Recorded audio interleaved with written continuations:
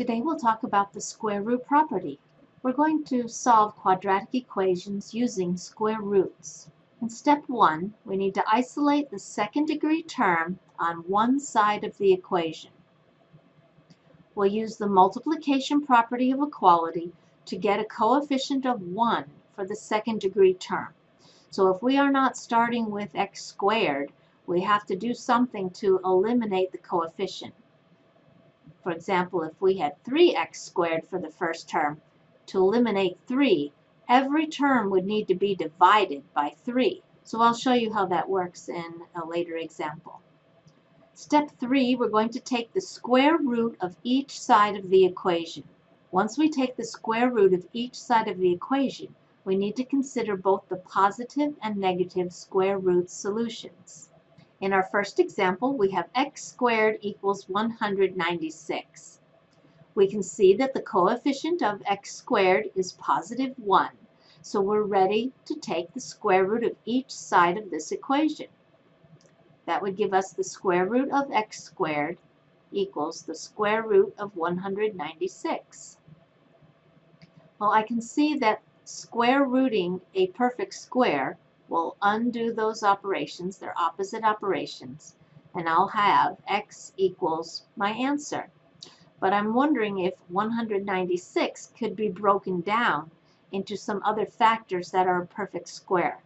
So the first thing you could try on your calculator is to enter 196 and use your square root function. Once you do that, you'll see the answer is 14. But one thing that we need to consider is the positive square root and the negative square root. So it's not just 14, it's positive 14 and negative 14. We actually have two solutions, x equals 14 and x equals negative 14. So don't forget to take the positive and the negative square root. If you don't have a calculator handy, what you could do is take the 196 and use your factor ladder. 196 is an even number, so I could divide by 2 to get 98. I could divide that by 2 to get 49. I could divide 49 by 7 to get 7, and divide 7 by 7 to get 1. So I have a pair of 2's, which make 4, and a pair of 7's that make 49. So I really have the square root of 4 and the square root of 49. So that means plus or minus the square root of 4 times the square root of 49. So I know 4 would be released as 2.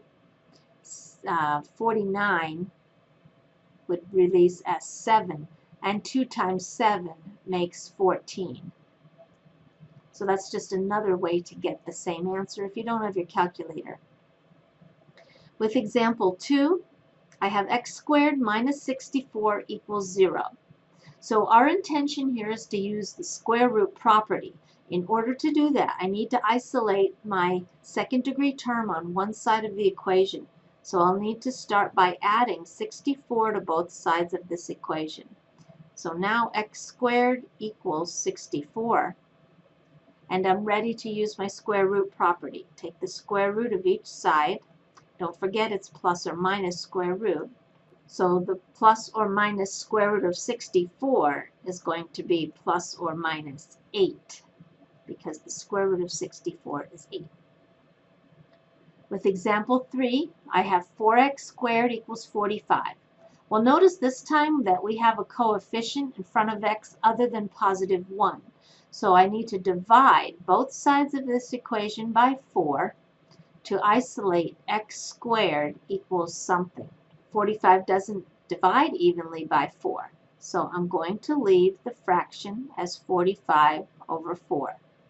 Our next step is to take the square root of each side of the equation. Don't forget it's plus or minus the square root. Well, this is where the quotient rule is going to be helpful, because we can break apart this single fraction under the radical as plus or minus square root 45 divided by square root of 4. Now we know that the square root of 4 is 2. So I'm going to simplify that denominator of the fraction as 2. But we need to work with 45. So you could use your factor ladder again, starting with 45. Since it ends with 5, I could divide by 5 to get 9. 9 is divisible by 3. That leaves me 3. 3 is divisible by 3, leaving 1. So the factors of 45 are 5 and 9. So we're looking at the square root of those numbers. So we would have square root 9, square root 5. 9, however, is a perfect square. That's the same as 3 square roots of 5. So the final answer would be plus or minus 3 square roots of 5, all divided by 2. And our final example, 25x squared is equal to 48. Again, we notice that we have a coefficient other than positive 1 for our second degree term. So I'll divide both sides by 25, and that gives me x squared now equals the fraction of 48/25. Taking the square root of each side, remember it's plus or minus, I'll use that quotient rule again. So square root of 48 is divided by the square root of 25. In the denominator, I know the square root of 25 is 5. So it's just this numerator we're going to have to work with a little bit. So starting with 48, since it's even, I'll divide by 2 to get 24. I'll divide by 2 again to get 12, divide by 2 to get 6, divide by 2 to get 3, and finally divide by 3 to get 1. So it looks like I have a perfect square of 4, another perfect square of 4, and then a factor of 3 by itself. I notice I've got another set of 4. So really that would be square root 16, square root of 3. Square root of 16 we know is 4. So 4 square roots of 3. And don't forget it's plus or minus